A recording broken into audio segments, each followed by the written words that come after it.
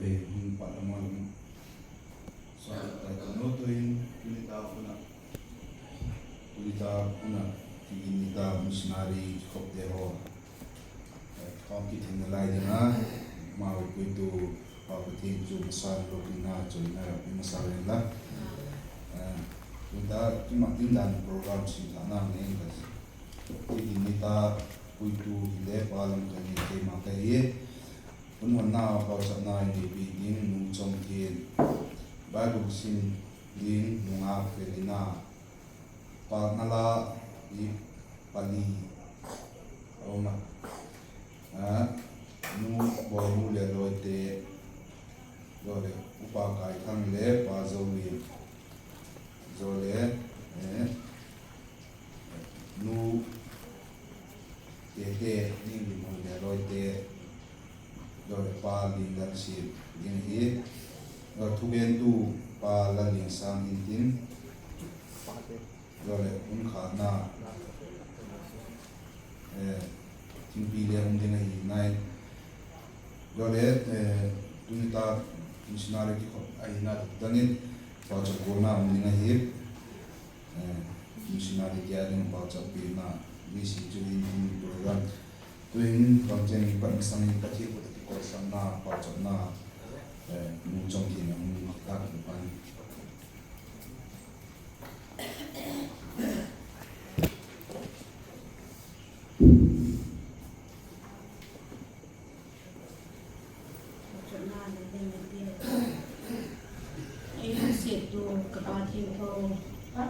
Sila na zamay naman, takmay tiya ka daw mo timaw. Biyang mong pagkutong tiya ho nan pa. Kung tabing takmay ni mo saka, di kung sumong tiya ho, timaw na sit na di kung tiya ho, mga gawin tuzan, kikinzan tiya ho. Missionary kikop tiya ho, lan pa, kung pankit tadi nga dam na, yisiyam na. Kung hoy, taklay mo sak niya kinama sa penin kipakin tu, kabugyan masahi. Lan pa, naman, kung tiyaw ng malay patpita, kung malang dia, kung tiyaw na tuyan tu dite, dahil lang, kung manaribang, kim tiyaw ng kung kitson lang, tagaw kiyang to tiliti na na ito milang, kay maw chikon tu de, lan pa, do ka na kitute ho zo se le phatum na ne je ta ilam te ka jot ki the na di hun kalung tim ka ngai ku na pen mang the za chum te sung lam le pola ma te te ho la ka chun na ma nei ben thing thua ti chun dal pa un ma sung se la tha ga nei ko la e un pi le chen tin nang ma ku ta hung ki ko sakin kalal ba de ta jesu krista min kom do na hi amen tui program bani ki sai tin pathian cha la panila sakom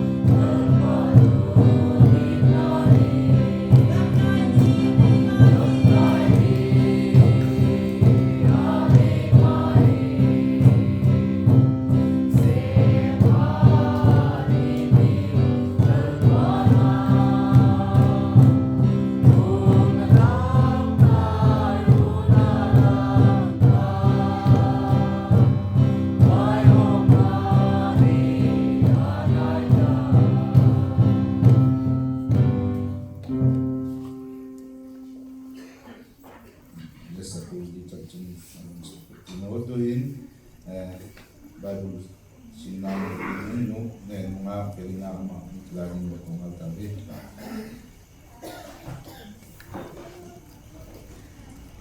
tunita kabal chang sin na ding hile Psalm number something nasagi chang khatake ba chang som na thumchan athupi thu ha din na mung ding atil khona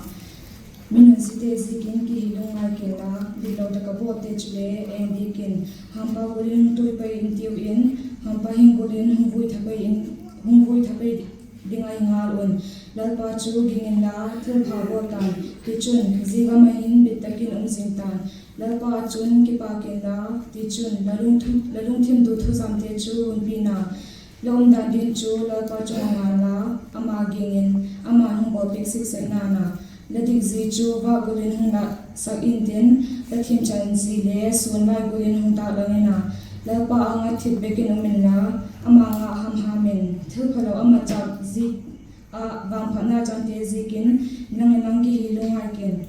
dungna ki sumin la thang tong na haisanin ki hilungai kin zi chu si na bolahi minun si te chu pai thakin nung ding ai ngalon la ba nga te chun wang gam hi la lunaw chong lo ka sung in minun si chu ta pun tin aw na mun gun chu takin ho ma le chin alo ta lo ding ai hi tunui bo te chun wang gam hi lu inaw wang khatna na sa ta cheng inaw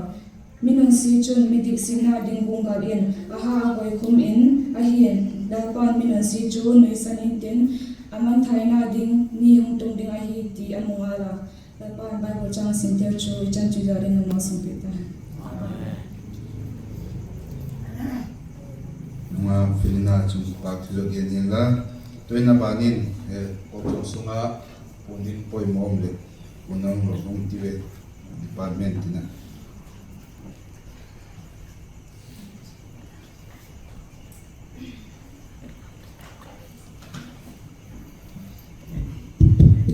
Fatima Boyne Zalen missionary ki kho ki gin tum ki ta ki pa koma ala ki pong lo man chet hello ji ta ka yung lu le table chuma kon missionary te min a ki print da auma ji kha vala tuin pong lo man lo hi jing tuin vala che di tin pa ka he je pakhat min kha lai tin tan pa na pa cham bo na i do kha pen kha pa cham na he ti mai tin je i chi lam pa le koi ki ngal ding a ki pha le je i do zel li ba he chun box ki ko ya box si tho long ki do lo ding he box a kon missionary ki khop tho long khale ko ye min te khan le koi thei je a he ti kha ele en phan tin do ni khan hom mai pha na ma ding do lo sa ni mo ma pa ni hom mai na kem chu kala ta le ka suk chi lo ding thep lo di hoi tak cha choya ten pha na koi ki jam ki pha na ma je ding wo chun boy de ki pha ta ga chu mo ki hom ta lo ding he table chu jing ding he jo ka i gut pha ta le la ka ji pen ka pau cham na he ding he inei pha ta le ji ken ei ma ki he che ding tina he dul pila ma pa da kia sanding poning pakat auma bak poning thele ko amau jikdan chale musim kate Evangelical Organization Church Kochum le yosi Kochum mimal tinte king het sanna kerot local chairman secretary amasan Kochum te ang kitpai daling ilan pa jesu menin ngayon na tiya kondu he tulay kabel dan hin unno no ngai ta da akichin mama jingta gam tin mun tin na kidawna le ling ole tamdeu de ve hi lalpa na bangchani ser the lai ki ngom ti koman ki la rizekin inei elam te i cha hun chu italo hi khompi in lalgam i panthena dingo panne sin pek te hi lem changin la hi tiu yosi khompi in le khape ka chanchin pa por zana I mancha u monak si le pathian zalin April 2025 issue le mukit he tawin ki pa ko mama he monak si sona ding an mimal le ko chuma pan na jo si te chun ki pa thu ko ge he ma ba na le mimal le ko chum mi na pan na je dingin ko chum te ka chi he yosi 72 third annual council atupuna dum zuin tu kum sang ni som ni langa hi development fund i le budget a koi hi je hi mundanga kipat fund muding a hi mundanga kipat fund muding ti a hi pu ko chom le mimal te pang khoma pan pi ngai te ki to pina ding ti hi jegin development fund hi mimal le ko chom mina yosi officer pi lu te jing hi ti le ko chom te ko he sa hi missionary support na ding ko chom mina sum tam lo cha cha to khom ding ong ki sim te ho khale ngai ko che tiu upaten pe khom pang khom anati golun ko chom khat a te in pe khomin lalgam na setna hi hat ta in pang khom tiu dik tan na to inei le lam te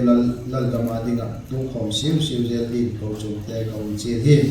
ko chom khatang le kam som thu te a hin su se tu apang lo ham dingin ko chom mi pi te chi te tiu social media mat na kong ale pilwang ta ko che ti ni ki che lui hun pha bang chani nei na lai tiu he powa lalpan hun pha ai pi sunga hin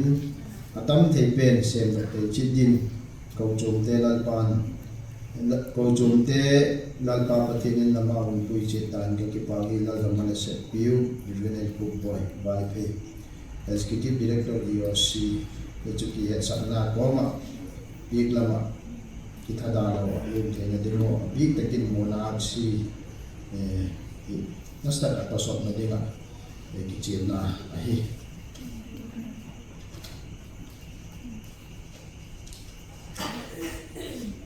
in program ding sinta zing Sunday tarik ku Sunday school ding ye puitu zing kalama puitu palam khamye unna na paw chap nu ta tai am ki khop lo le again te den la gen lang nu ta tai hin tin bible simna any building nu ne tin hat thopun na le Sunday school pa ka boy ding he un kham na nitanglam puitu palam khanlien unhona paw chap nu kim lun ting bible sim ding nu kim mary tu pon nom le pagnala upa genal and family tu gen tu upa kai tin thang un kha tu chu kon da tu ta na he chu ji ki ma ding ga ji kan da ga din tin ko to ba pa cham bo na he ti izak chakim se ko ba tu missionary te ki ko yung ne yo missionary te min tampi zik ta ji ka heading he tuma banin le missionary te pe lo man hin mi mal hin insum mi la za cha ding ong po kha za na pa le sen ka chan no dam no eng cham na ti go le gan tai pa mi ngi pan pi ngai be ki e hi jikin za cha na ngai ron dam lo na thu hem ni lo le family thu an ne cha cha hak san na thu nei pa ta le ko chom te la ken pung khom zel ding mi pi te takin pa pi lam mu pi lam te pa cham na he de tam pi pung le ki ngai na su pun na a hi ti le ni pan khom the na um su na hi ti le a ve la ve rin pa he le han e si chu kan ka won the da ha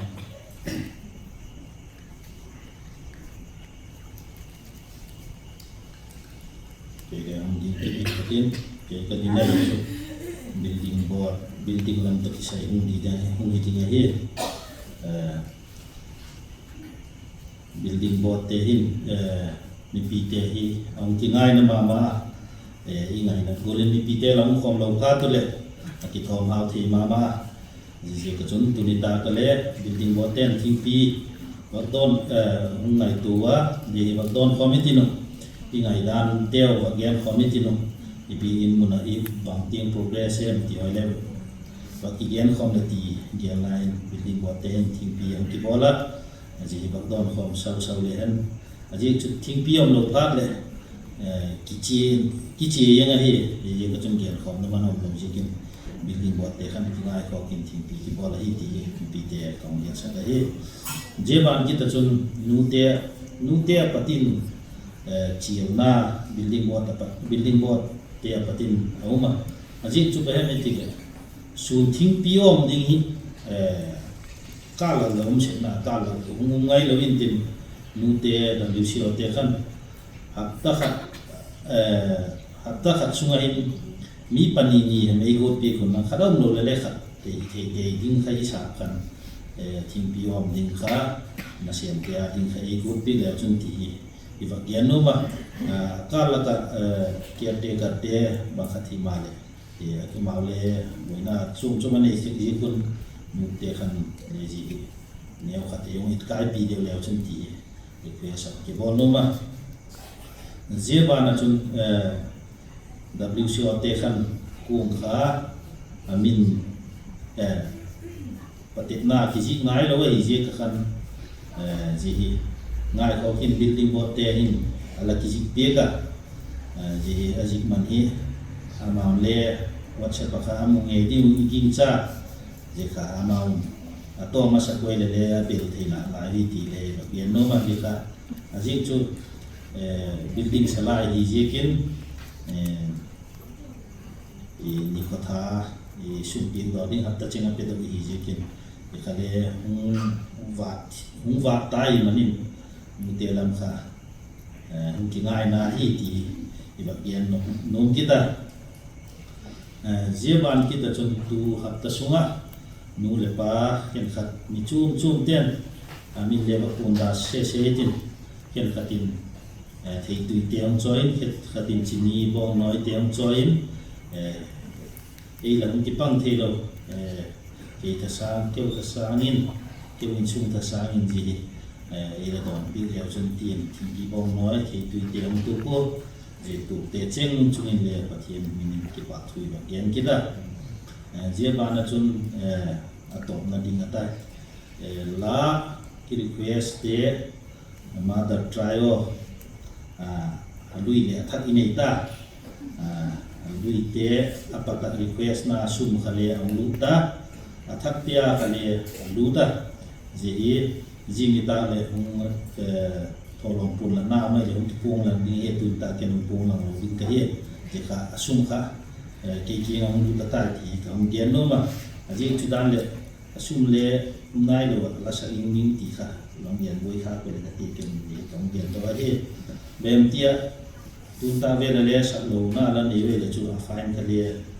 hum do pro chet ki ing ni hi ti fa gen no ma long ki sa ni ding le ka king cha ye chu na ko gen no ma je ban ki to chuna dang ke hole kian veng vengitin ibin sanai pan thina ikichonin thina sun chu la lam pang hi dewin ke he ji kian veng vengitin ko to bang building satna dinga sum tu nom request nom au mai chun ami khai ata en idoi dan request he ti khale ke ma building board la patin le ka hong ji ni no ni ka hong ji ni ti ka yan so ma pa he je ban chon pa chap na he tin ka tu ni ka tin building sala he ki he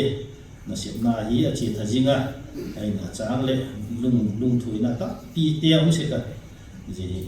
sa zom sing the ding ai pa chap na he ti nu i pa chap na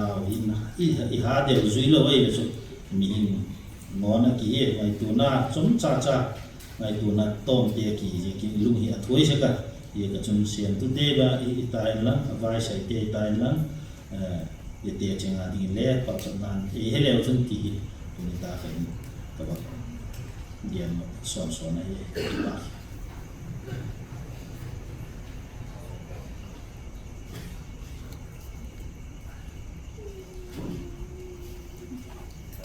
tazi to remila za khabe ka gian kha jing khuita let's card kisi let's card kha la fila pulang tuni takin ji kha jing ka ki dol ding ata jing ka le chu ji kom the chui thawin tin le pau chamna to he in tuni takin le ati thak takin e bin chamna bangza ta pang li hem ti pen kha poi mo kisa ji ka khan ipan thi di dan bitu kha atama tom tiloin e ma ki phang dan kha ti ding in ji hitin i pi zo loading tam pi jik sa kan pi zo ding zo kan jik len pati nim ima hong puin tin i pa chon na lo ting in tin i tu khom deu za la i bi kin ki sa lo the bi nge hi ti le i va mu je kin pati mi ni ba choi hoya pa chon na ni ka le ba hes zom le an ti to gem son nu ba he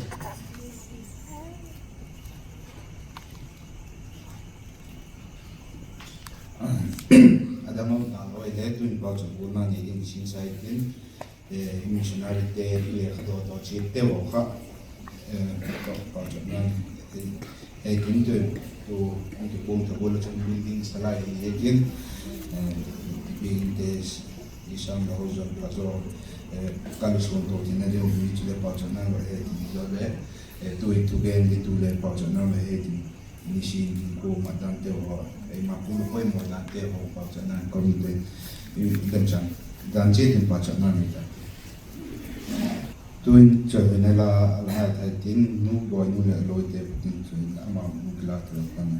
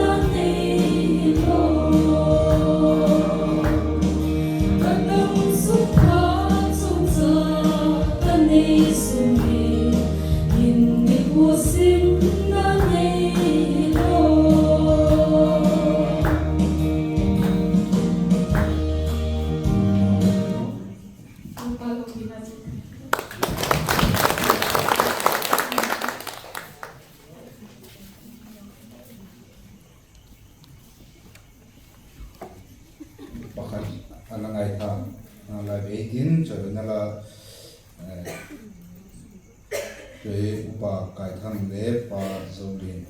mapat joy nala kaitan aitai tin di lo zole itu mana unung kelana din di bakia sakin lah.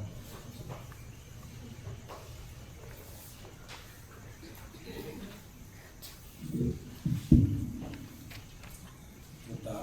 kopi musnah kopi nak tu ni contoh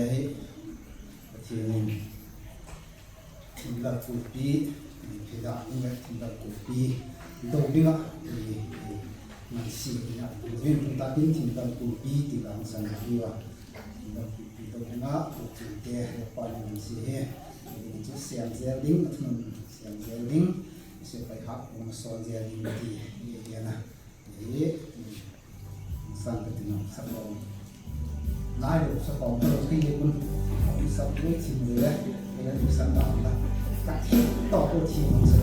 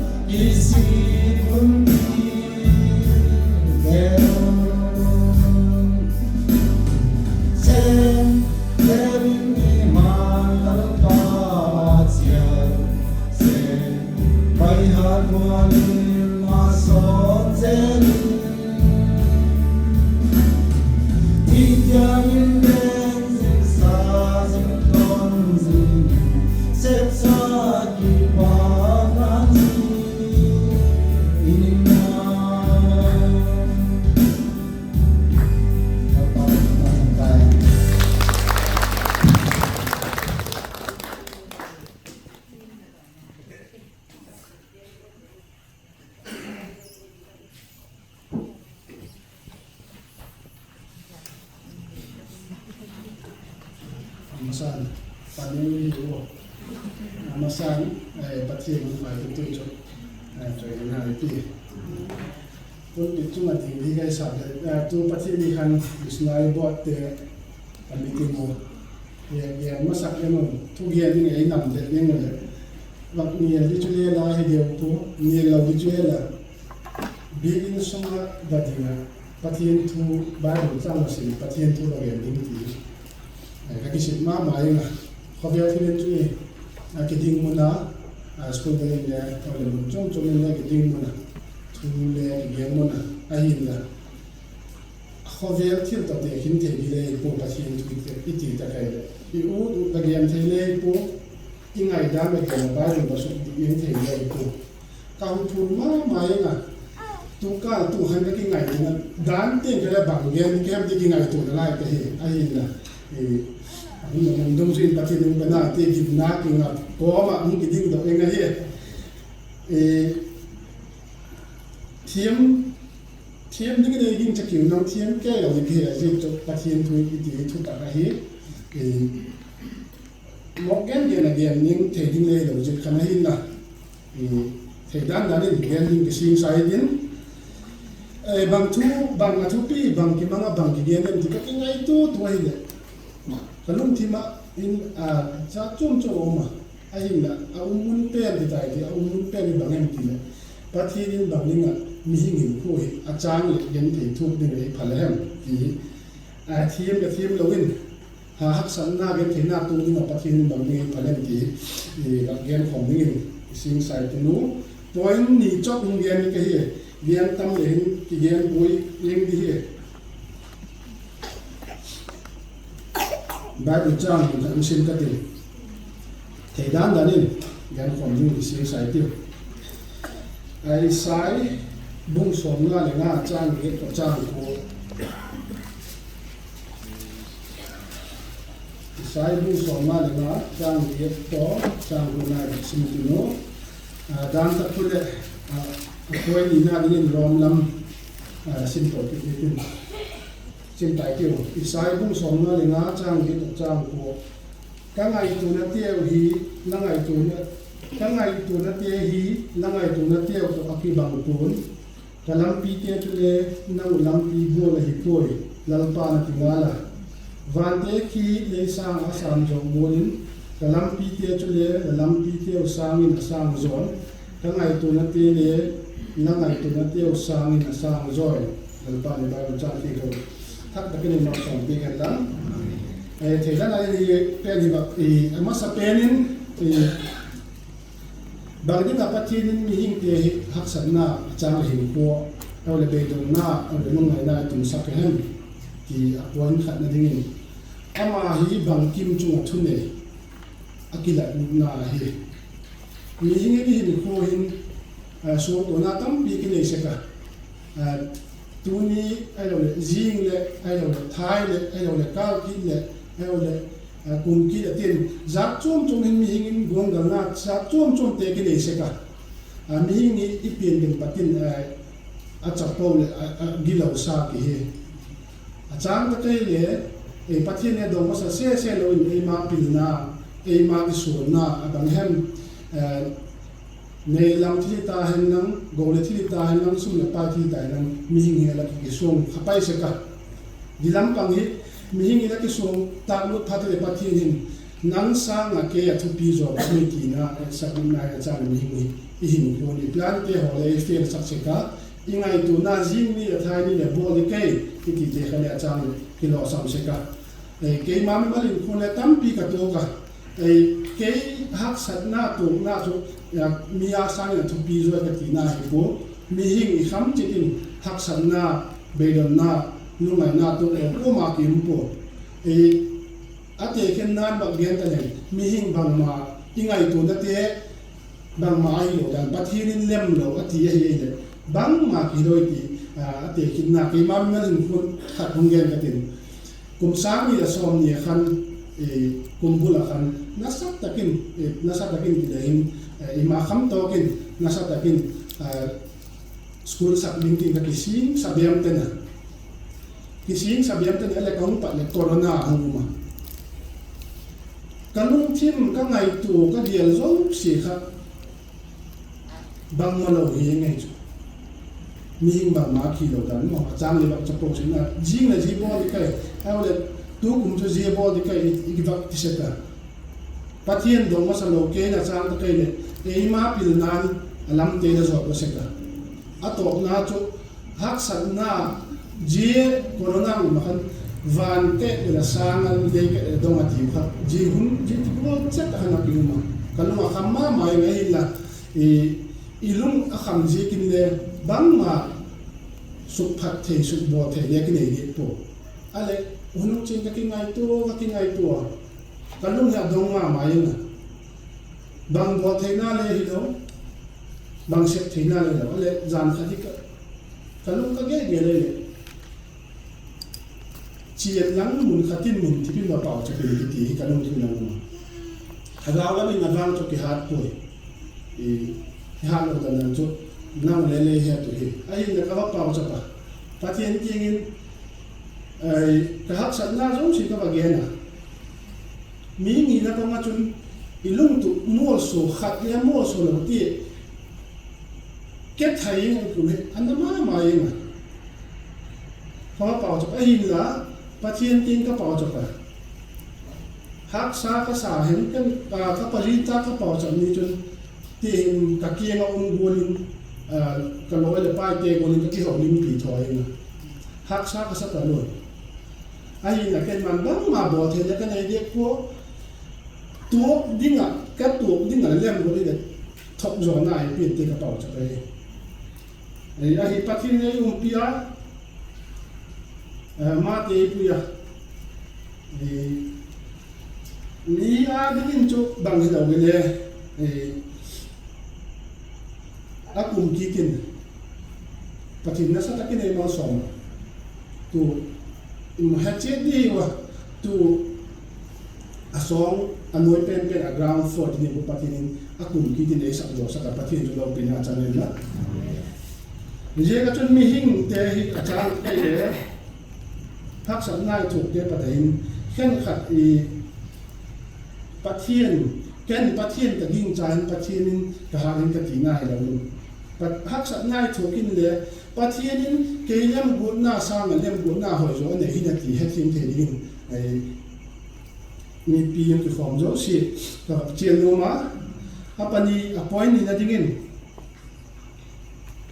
rom bung ge chang som ni ka din na sim ti no achai de lam le kita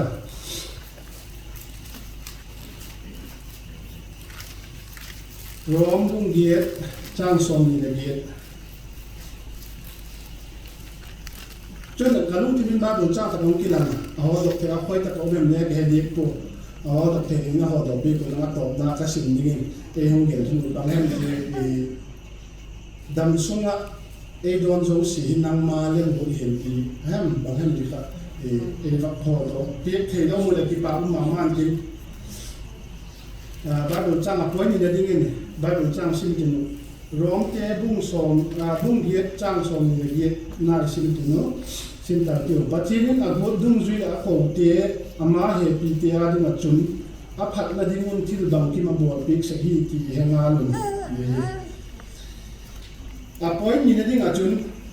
bang kim khovel a itil tu te pa ti ni a hunin cho thok hak thim ma le a hunin ha thim lo a hunin bang ti ki bangati ke chung a ji tu ngem ti hing se ma le hak sat nai ta nan gen the nai ta nan gen sit nai ta nan eng ho nai ta nan mi mu sit nai ta le pathimin e su hoi u na e su ta na ji na dam sunga thili tu zo si ne pathien lem go lo bang ma tu mu po e tu le ba gen sa tu le khen khat in dan du da lo ji ka le pathien lem go lo iwa tuk thele chom thawa ai la tan pi hin ko phatak chai manga khoi tak chai manga pathian doi gan i manga I kham khama pathian ni bon jing nai le hak sat na I tuk te hoi chu pathian nem bu dai ti pom thien the dingin le pathian in hak sat na I tuk te khen na hak sat na ti hak sat na za chom chom atama ai mi mu sit na te ole mi ho sit na te ole mi gen sit na te le atok lo ko ma ki mu pon tin ji ho zo si pathian e su ta lom na e ya dinga phadinga again ji e tu sa hi ti hi hedok thak the ki dingin e athak takin iwak ke chi lin tin chun ko hum to be dingin imu ta ka le bible chang hong sing ka ti chu hum to na mi ki nga lim hi คอยตับบุ้งละจ้างเลยพักเย็นที่ลิ้นเดียมออันนู้นที่มันก็เลยบุ้งมาจ้างผมน่าเลยไปให้ดีกู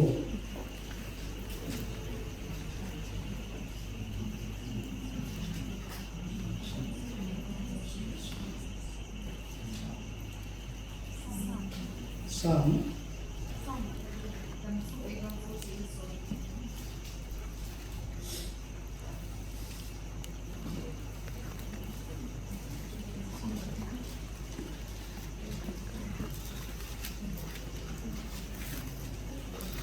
พอยมีน่า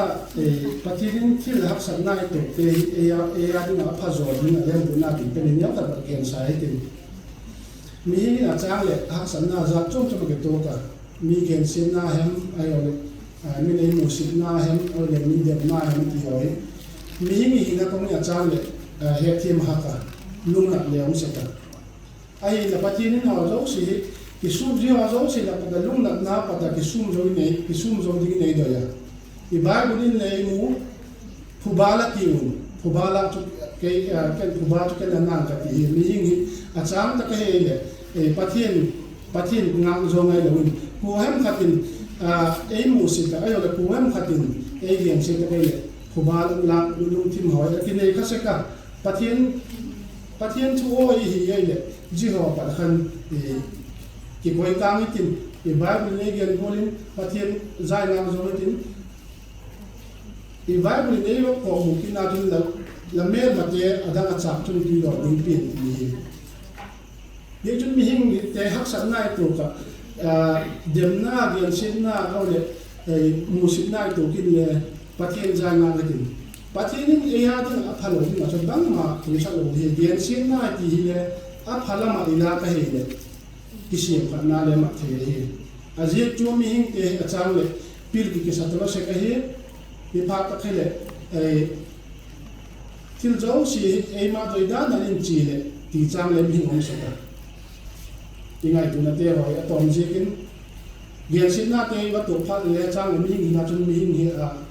อาจจะโตกี่หินเรียนสิ่งนั้นบางทีตัวพาเลยอะไรฮะมาหมายสิ่งนั้นลุงนั่นเลี้ยงสิ่งนั้นหินน่ะมีเรียนสิ่งเทเดจุเรียนสิ่งตากับยุ่งเลยไม่เทหินมีเดียนชินนับปฏิทินลุงนักนั่นเป็นเหล่านี้ปฏิทินโดยดันไว้บนตกิตัวกินมาที่เสียงขับนานมั่งเทเลยหินติจุดีวัดเดียนสาวเบียนาหินดินที่มุตาว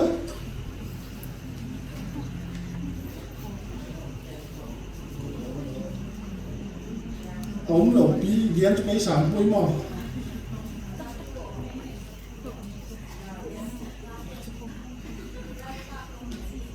ถ้าครอบครัวมุ่งเอาไว้เลยดำซุ่มดอนซุ่มสิ่งที่เราพาเราสอนที่บายบุญจ้างอาศัยแต่บุญจ้างยังที่มีเงินตกเทลมาเลยเนี่ยอินกู้ให้พัฒกินหินตินปฏิทินโดยการหินตินมีเจ้าสิตกิจการนำบุญตินเจ้าสิอีบอลจิงไลพัฒกินกู้อีมันไลเลยหักสัตนาเงินเทน่าอีตัวกันเลยปฏิทินอินเกียดินามาสังทิมพาโซโกยปีหิงเอีน่ะที่กินน่าตัดตันส่วนเทเจลิงินปฏิทินทูเทียมเราต้องจะบางจังสิ่งเดียทูกินหมดเดียวมาสอนตาเป็นมาสอนไปกินเต็มที่ปากเห็ดตรงนี้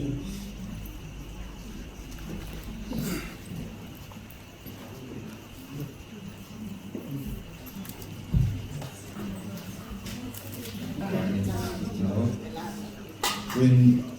ลาปัญญาในไร่ว่า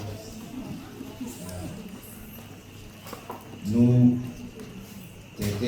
เดี๋ยวเราจะข้าเมาเอานูลาเกี่ยวกัน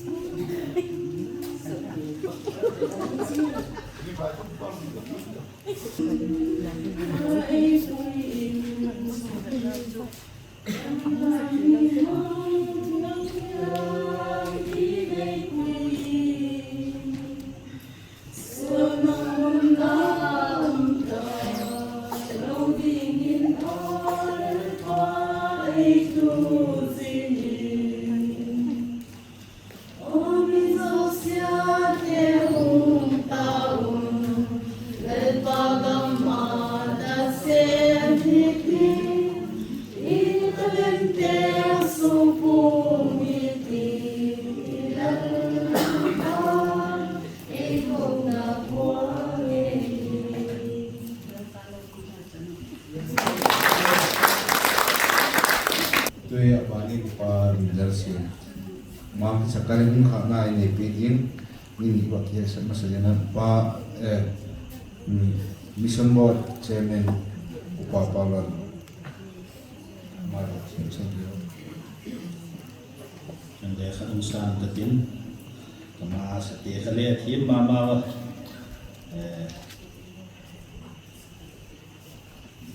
lasat thim hi lam khala khelo ta kam ye doka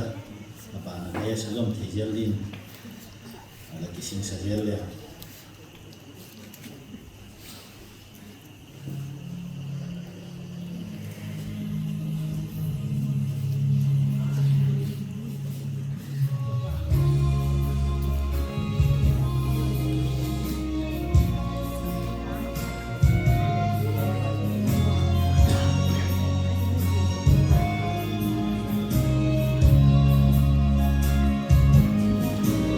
tao na sang sim pakai patin thum ting le igim nei pesi kalunga ka gel dai sing in song main ne so in nei pesi ta thum ting le pakai nei pesita ke dinga la sam le pin lo hot su isa kai kasim mole kai za ho so se ne so in nei pesita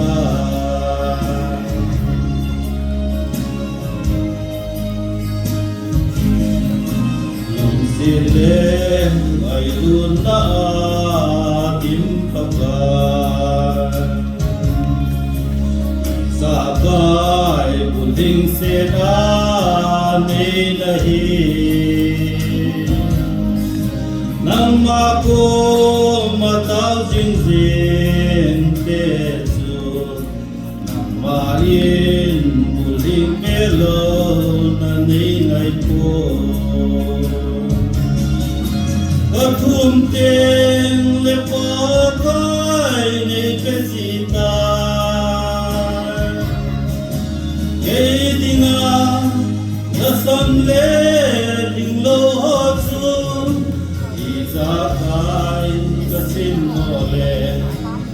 ngày sát hồ dấu xin hết số in ni biết gì ta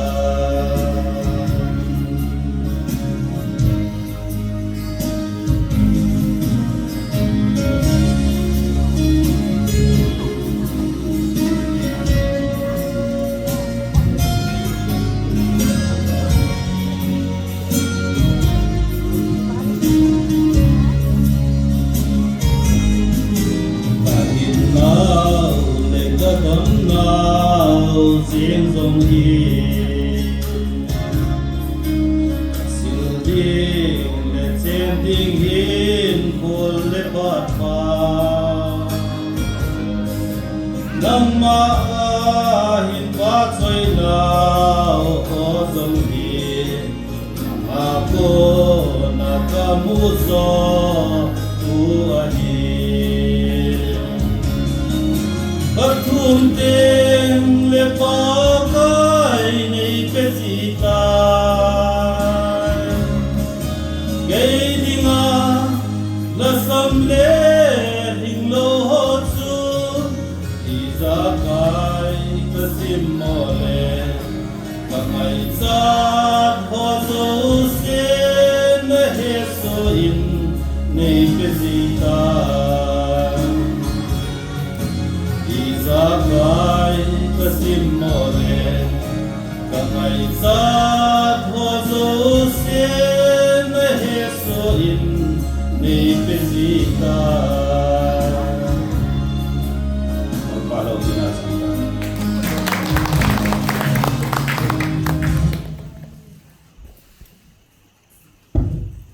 Patient jana ne ho yo la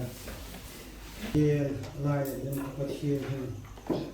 lau qua là sa tê thì nó này lên pi cho nó lên thả thằng khôi thì con người gì con bé để kia cái phần của kia nó xả he tôi đi cái kia như giàn he missionary bảo chấp ni bi tiền của công cả lô jena chân mi mal chơi đến lau qua missionary mission dấu xe cái hết thì nó chơi mình cả là mô bảo chấp na cả là nô gam haksa gam na ti ke man ke thiam thei phuwa mala pathien nengin bang kim jo se mo sok tu he sok tu pathien le soga mo tak mai ka dot na te ho jo se wa hi e pin ki ne min le ken ka pam sa po he lal pa achan chin phate ngai khawa nengin lei poi dan te hi ngai tu achang hak sak na mon lei poya achang na nok na mon lei poya ko vel ngai min chen lal pa ta mo pha ya di go ke la wai ma le lei poi na dan te ke pa ko gen tu ke pa lung o je theya lei poi go ta ka lung dom na tu pe the gel the din le he pinan ka ma poi pin na pan pinan ko don he ong pe len ka ti wen lal pa building bo ten tai còn thế dấu sự kỳ vọng sẵn nan thiên pi tam sai đấy còn pi cô dây building bộ tiền đôi chỗ nghề thì này thì cái gì cái chỗ năng pa building bộ tiền năng mà pin được rồi phải này siêu mới dễ thế nhưng mà làm do cả là yên along team phụ này nó số mình ông tai còn nó là pa thế dấu so hi lengan lao pa pi tui lum te don sa te ki atuk naw he je ka don naw hen a hoi dan la amel phat dan modok jen thei dingen le lal pa building bo ten lal pa thing pi tam sai don sa na chugun ke mau lung ti ma ki pek phal na ke mau lung ti ma ki pek to lung tim kang ne yo building bo te nang ma ki pa na lam zon ta kam sep do ki thei ding nang e he pi ding la pan pina kam don he don zo sin dam nai sia na ta ka chan thei ding mon ang kem kama ai pui pan pi ding la ku ki ko second kala pa de tu isu mon ta he